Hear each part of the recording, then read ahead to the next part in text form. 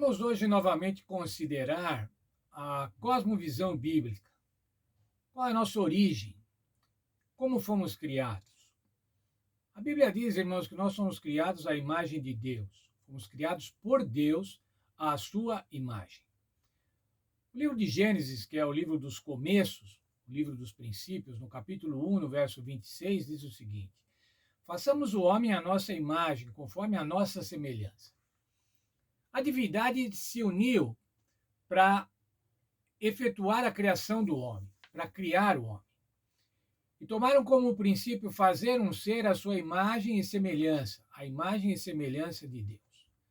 Portanto, irmãos, neste momento, a gente vê que nós devemos a nossa existência a Deus. Foi a intenção de Deus. Deus teve a intenção de criar seres humanos. Nós devemos a nossa vida a Deus, a nossa sobrevivência a Deus. E mais ainda, nós somos seres racionais, somos seres morais, porque fomos criados à semelhança de Deus. E a semelhança de Deus, nós não podíamos ser autômatos. Nós não podíamos ser seres que não tinham a capacidade de decidir. Ao criar-nos desse jeito, o Senhor nos deu uma imortalidade, mas uma imortalidade condicional. Se você olhar ainda o livro de Gênesis também, lá agora no capítulo 2, no verso 9, diz que lá havia muitas árvores agradáveis e boas à vista e boas para comer. Muitas árvores para comer. No meio do jardim havia uma árvore, a árvore da vida. Essa árvore da vida era responsável para conceder a imortalidade aos seres humanos. Ao se alimentar dos frutos da árvore da vida, os seres humanos manteriam a sua imortalidade. Mas havia uma outra árvore, uma única árvore, a qual os homens e mulheres não podiam participar, não podiam comer do fruto. Era a árvore do conhecimento do bem e do mal. E no verso 9 fica muito claro, o verso que acabamos de ler, o Senhor diz assim: o dia que você comer, você vai morrer. Gênesis 2, dos versos 4 a 6, o argumento de Satanás para fazer com que Eva pecasse e tomasse do fruto, diz assim: certamente você não vai morrer, você vai ser como Deus, você vai conhecer o bem e o mal. Nesse momento, irmão, Satanás plantou a dúvida em Eva. E Eva duvidou de Deus e abandonou a ordem de Deus, assumindo, adotando a vontade de Satanás e fazendo uma escolha desastrada. Escolheu ser infiel, escolheu ser desobediente. Nesse momento, irmãos, a partir desse momento, o pecado fez com que o homem se afastasse de Deus, se afastasse do autor da vida. O pecado nos afasta do autor da vida. E nos afastando do autor da vida, ele nos leva naturalmente à morte. Gênesis 3, 22. Após o pecado, após a queda, Deus teve que tomar uma atitude, impedir que o homem tivesse acesso à árvore da vida. Por quê? Deus não queria um pecador imortal. Deus queria um ser à sua imagem imortal, mas não um pecador imortal. Imagine, irmãos, o que seria da humanidade com pecadores imortais. Felizmente, irmãos, os pecadores nesse mundo duram pouco tempo, máximo 80 anos, 90 anos. Mas imagine se fossem imortais.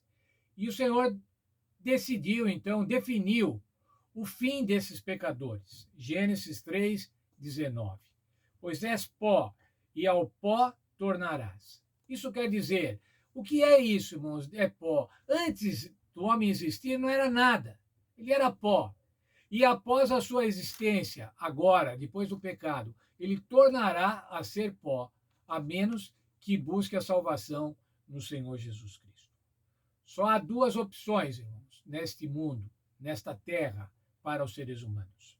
Ou a vida eterna, que é o plano original de Deus, era isso que Deus queria para a humanidade, ou a morte eterna, que é o efeito, é o produto do pecado, a morte eterna. Mas a árvore da vida, irmãos, a árvore que havia no jardim do Éden antes do pecado, a árvore que era a responsável pela manutenção da vida, pela manutenção da saúde dos seres humanos. Essa mesma árvore aparece lá em Apocalipse, irmãos, no final da Bíblia. Se você olhar a Bíblia, irmãos, os 2 primeiros versos, capítulos da Bíblia, tem a ver com o plano original de Deus. E os 2 últimos capítulos da Bíblia, lá em Apocalipse, tem a ver com a restauração do plano original de Deus. E nessa restauração, irmãos, a árvore da vida vai ter um lugar importante. Apocalipse 22, verso 2.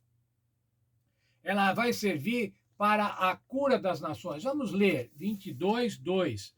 No meio da sua praça, em ambas as margens do rio, estava a árvore da vida, que produz 12 frutos, dando seu fruto de mês em mês. E as folhas da árvore são para a cura das nações. A cura das nações, a imortalidade das nações. Mas ainda veja, por favor, o verso 14 de Apocalipse 22. Bem-aventurados daqueles que lavam as suas vestes. Aqui há entre colchetes, no sangue do Cordeiro, para que tenham direito à árvore da vida e possam entrar na cidade pelas portas. A árvore da vida, irmãos, vai conceder novamente aos seres humanos a vida eterna. A vida que o Senhor Deus previu, a vida que o Senhor Deus projetou para homens e mulheres. Essa será a solução definitiva. Quero ler com vocês uma frase da nossa lição na página 98. Lá diz assim: então, no final, uma vez que o problema do pecado esteja solucionado completamente, graças a Jesus e ao plano da salvação, os redimidos, aqueles que escolheram viver, terão acesso à árvore da vida como deveriam ter tido desde o princípio. A mesma árvore da vida, feita pelo Senhor Deus, colocada no jardim do Éden, pelo Senhor Deus, no início desse mundo, na criação desse mundo, essa mesma árvore vai estar na recriação desse mundo após a segunda vinda do Senhor Jesus Cristo, após o milênio, após a Nova Jerusalém estar aqui nesta terra. A terra restaurada vai contar com a árvore da vida. De certa forma, nós já podemos participar hoje da árvore da vida. Ao aceitarmos o Senhor Jesus Cristo, aceitamos a vida que Ele nos dá. Participamos dessa vida. Podemos até descansar, morrer, esta que é chamada pela Bíblia a primeira morte. Mas vamos ressuscitar, irmãos, incorruptíveis, em plena saúde, em plena disposição, em plena forma física, para uma vida eterna e feliz, para participarmos da árvore da vida, conforme o plano original de Deus, participarmos da árvore da vida na nova terra, na terra que o Senhor Jesus proveu para cada um de nós.